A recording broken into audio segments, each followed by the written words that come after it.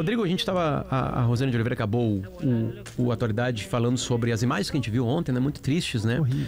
De pessoas morrendo, tentando pegar os comboios de comida na faixa de Gaza.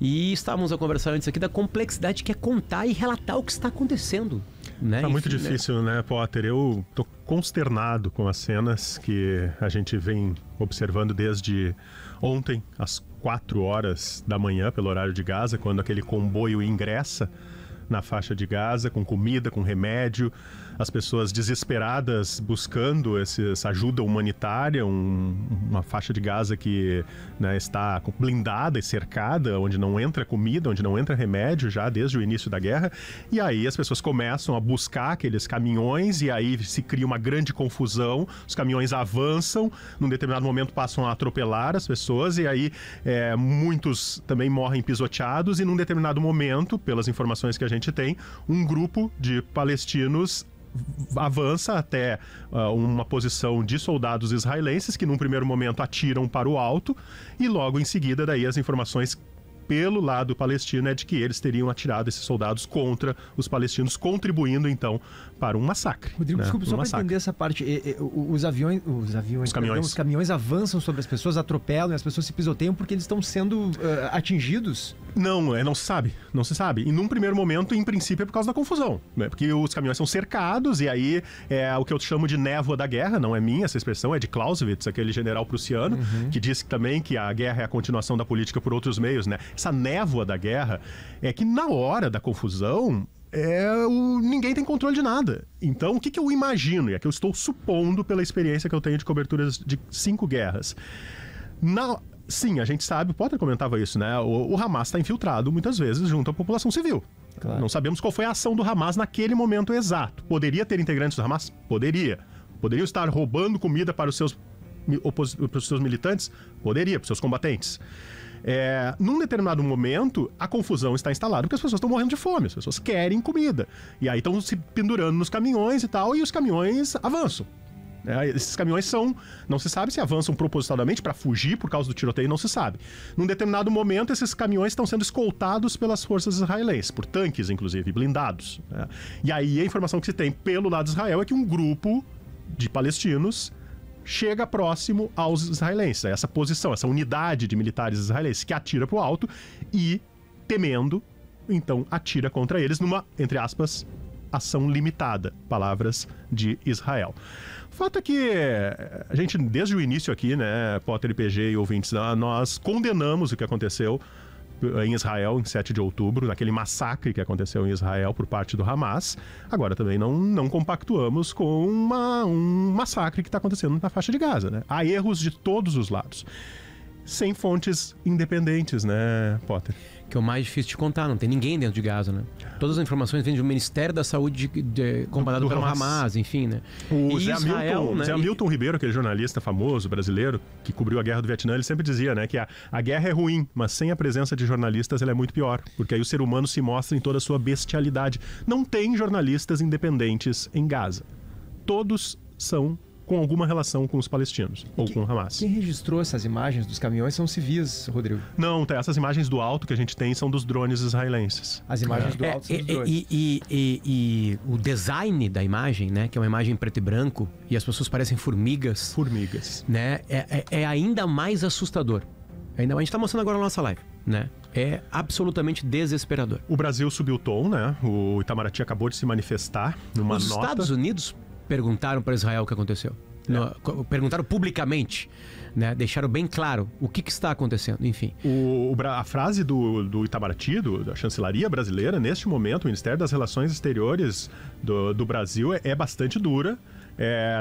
Não se trata mais de uma frase como o presidente Lula fala às vezes, chamando, né, de genocídio, o que acontece em Israel. Não é mais apenas comparando com o Holocausto, naquelas frases que muitas vezes são ditas no improviso. Não, é uma frase oficial, uma política de Estado. Agora, uma nota oficial lançada há pouco. Só quero pegar aqui exatamente as palavras do Itamaraty para não me equivocar. O governo Netanyahu volta a mostrar por ações e declarações que a ação militar em Gaza não tem qualquer limite ético ou legal.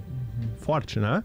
Termina dizendo: declarações cínicas e ofensivas as vítimas do incidente feitas por parte das autoridades de governo de Netanyahu. Israel está contra-atacando. O primeiro ataque foi dia 7 de outubro. Israel diz que tudo que faz, né, toda bomba e toda pólvora que ele gasta no território da faixa de Gaza é para destruir o Hamas. O Hamas libertou pouquíssimos reféns. Ainda tem gente sequestrada que foi retirada do território de Israel e levada para lá. Mais de 100 pessoas. Né? Não se sabe notícias das pessoas, então não consegue um cessar-fogo para troca, né? Não, vou parar de atacar Gaza e vocês devolvam as pessoas sequestradas. Enfim, tem esse elemento na guerra e o porquê Israel continua atacando. Enquanto isso, milhares e milhares e milhares de pessoas na faixa de Gaza, que não conseguiram sair de lá, vivem, né, além da guerra, a pobreza absoluta. De não ter alimento, não ter medicamento, não ter, né, a dignidade possível. O que se discute, e aí com o governo Netanyahu, e vejam o jogo de palavras, o governo Netanyahu. Dessa vez nem não foi a palavra Israel. Dessa vez não usou Israel, exatamente. Itamaraty usou o governo Netanyahu, aí chama de cínico e blá blá blá. Enfim, né? Porque Israel não está conseguindo resolver a questão. Né? A questão é, vamos retirar as pessoas sequestradas da faixa de Gaza. Né? Responder e matar possíveis combatentes Só que não é isso que está acontecendo. Então, até onde vai? Qual é o limite disso? O que é o sucesso de uma ação de Israel agora? Nesse contra-ataque, que é um contra-ataque que, né, quando começa, todo mundo, olha, vai acontecer um contra-ataque. Não tinha como Israel ficar calado às atrocidades, né, daquela manhã de domingo. Não tem como ficar calado com aquilo. É muito difícil, né, Potter, de PG, uma guerra que a gente chama de assimétrica, né, que são as guerras como aconteceu no Vietnã, né, que são guerras que não são um exército contra outro exército. É diferente da Ucrânia. Tu tem o exército ucraniano, tu tem o exército russo.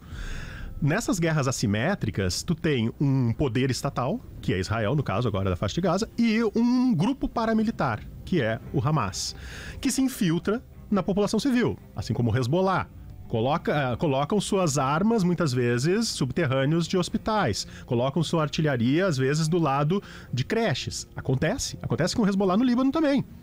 Eu vi isso no sul do Líbano. E aí, quando a bomba vem, no caso, destrói tudo. Destrói creche, destrói hospital e destrói também as posições inimigas. Então, esse é o dilema da guerra assimétrica. Que são forças diferentes, né? É uma tragédia. E eu tenho uma dúvida que fala-se muito em crimes de guerra, né? Com muita frequência, crimes de guerra são ataques contra a população civil, destruir, né, de maneira injustificada bens que não tem nada a ver com o assunto, né? Tomada de reféns, tortura, tudo isso seriam crimes de guerra. A minha dúvida honesta mesmo existe guerra sem crimes de guerra?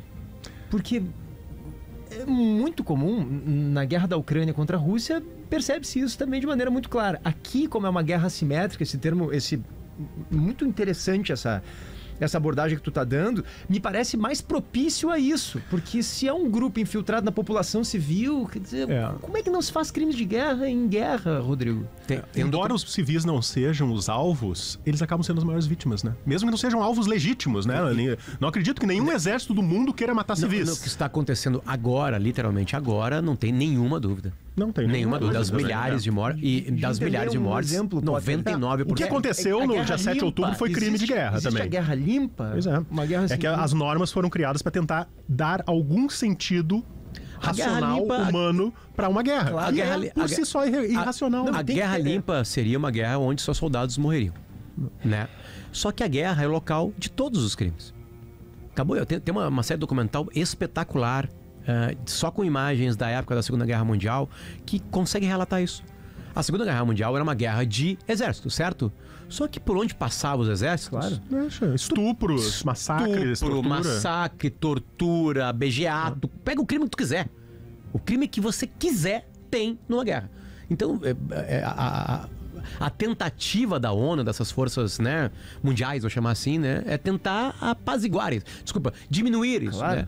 Mas num confronto entre um grupo terrorista que está absolutamente imiscuído, né, na população, que também pressiona a população, que também faz com que isso seja um elemento de pressão internacional, tudo é o horror possível. Eu sigo alguns perfis de Instagram que estão na faixa de Gaza. Eles são destruidores do dia. Né? E peguei imagens que já estão na internet daquele filme elaborado, né, pelo governo israelense do que aconteceu no dia 7 de outubro. Eu assisti a íntegra, 45 minutos terríveis. Esse filme tá rolando no Reddit. O estômago para acompanhar esses dois momentos, um do 7 de outubro. É assim, é muito forte. É que não há mocinhos, né? Não tem mocinhos numa guerra. Não tem lado. É muito triste. Eu até acho que foi tu, né, Potter, que falava fora do ar aqui, que até quem tem certezas sobre a guerra, a gente até admira, porque é impossível ter certezas nesse conflito, porque não tem lado, não tem mocinhos, não tem como... Mas, Rodrigo, tem uma pergunta importante para o governo de Israel, que é o seguinte: até onde vai? Porque a resposta é para se ter sucesso. O que é o sucesso a partir de agora? Se largar um comboio internacional de ajuda lá, ninguém mais consegue controlar. Porque o comando da faixa de Gaza é do Hamas. Né? Se Israel e as outras forças do mundo não conseguem largar e ajudar as pessoas lá, qual é o próximo passo? Qual é o próximo passo? Qual é a vitória de Israel nisso? Quem é que vai ganhar? Que horas que para? Porque a guerra da opinião pública Israel já perdeu, né? Exatamente. A opinião pública internacional hoje, Estados Unidos, União Europeia, todo o Ocidente está condenando Israel e exigindo explicações. Com então, razão. a opinião pública, essa guerra, corações e mentes, já perdeu, assim como os Estados Unidos perderam no Vietnã. Né?